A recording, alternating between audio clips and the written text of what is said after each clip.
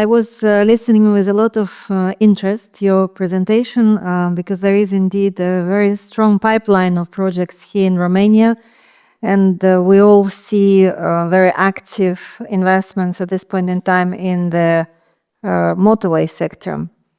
One of the questions that I have is if there is enough financing to finance all of these projects. I can certainly say that at EBRD we do not have any projects in the transport sector at this point in time in our pipeline, which is a concern because this is something that definitely needs to be prepared well in advance in order for institutions such as EBRD to step in and provide financing if and when EU funds that at this point in time are allocated to finance a very large part of their pipeline may not be available to Romania given their discussions with regard to the RRF absorption and generally the state of play in Europe when we speak about the potential EU funds that could be dedicated to it. So my strong advice is to consider other financiers, and I'm not talking just about EBRD here, I'm talking about other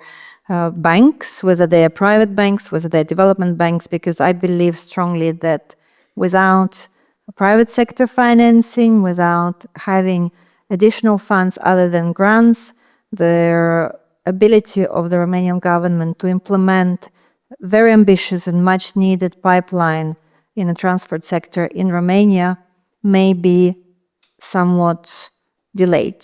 It doesn't mean that it's not possible, but I think that the delays in implementation will be definitely there. There is no question whether this ambitious pipeline of project is needed. Of course it is needed. And as we speak about Romania and the potential for Romania to become one of the main logistics hub for Southeastern Europe, and this is really where for EBRD we are playing already a very significant role in this context. I think there is definitely a big question mark how Romania can take the full advantage of being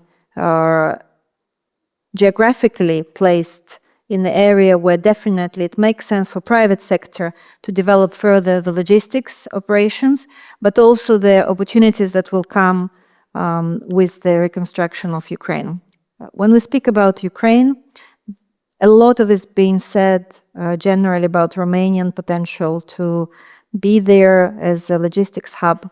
But I do not know how many of you have traveled across the border between Romania and Moldova, between Romania and Ukraine. I have. And since both of us have traveled, I can tell you that there is no way that any serious logistics operation can take place at this point in time without major improvements in the border crossing points. One of their border crossing points very close to Satu Mare by Amare at this point in time has a bridge which is a wooden bridge effectively. So you can imagine how the big trucks can cross it or not. Their other border crossing points do not need to have a bridge, but they are very small. And at this point in time, despite what we can imagine while having this border line between Romania and Ukraine, giving this huge opportunity for Romania, I think without strategically looking whether anything at this point in time can really happen in terms of connecting better these two countries.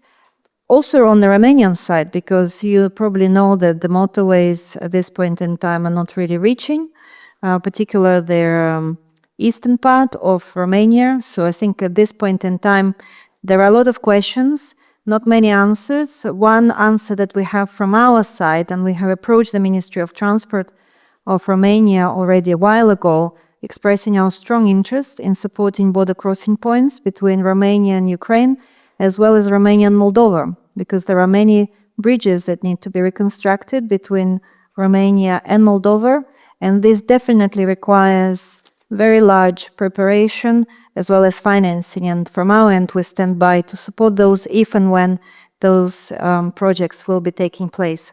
Now, where we do see a lot of things happening is in the private sector. Private sector development in Romania in the logistics sector is very vibrant. So when I looked at the statistics between 2021 and now, we see that the investments by the logistics companies have really doubled, tripled, and it's really impressive to see how private sector is really identifying opportunities for Romania as being real hub in terms of their developments. When you look at their top 4 players in the market, EBRD has financed all of them.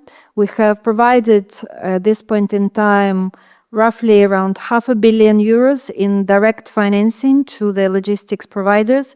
Our first financing was done back in 2016, and I used to be based in Romania 20 years ago, and I remember this first EBRD warehousing facility, which was in Pipera, and I remember visiting it. At those point in time, Pipera felt like it was really the outskirts of Bucharest. And of course, at this point in time, you know how the development of the city has taken place. So from our perspective, we can be quite confident that investments in logistics will continue in Romania. We see very strong pipeline. We see regional projects taking place.